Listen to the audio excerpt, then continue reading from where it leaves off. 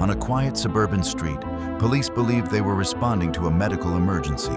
By the time the truth surfaced, one man was dead, and his wife was under arrest.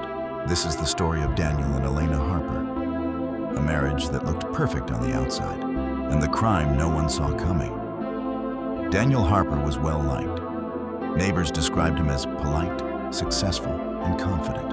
Elena Harper, however, was rarely seen alone. Friends later told police she had become distant over the years, canceling plans, missing calls, slowly disappearing from her own life. Behind closed doors, investigators would later learn Daniel was controlling, emotionally abusive, relentless.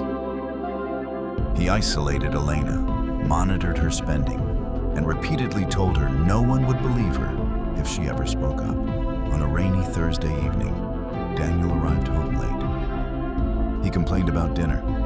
He poured himself wine. What Daniel didn't know was that earlier that day, Elena had discovered a recently updated life insurance policy, one that named her as the sole beneficiary.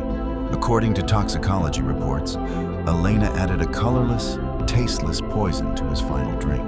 Minutes later, Daniel collapsed. Elena called emergency services, reporting that her husband was having trouble breathing. By the time paramedics arrived, Daniel Harper was dead. At first, police suspected a heart attack. There were no signs of forced entry, no visible injuries.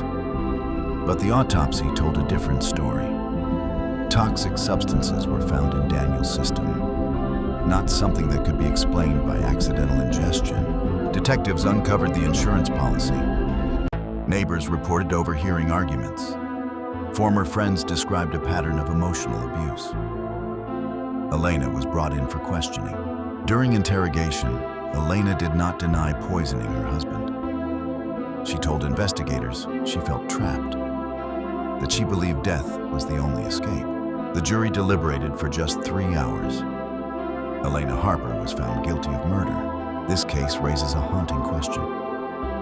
When someone lives in fear for years, where does responsibility end?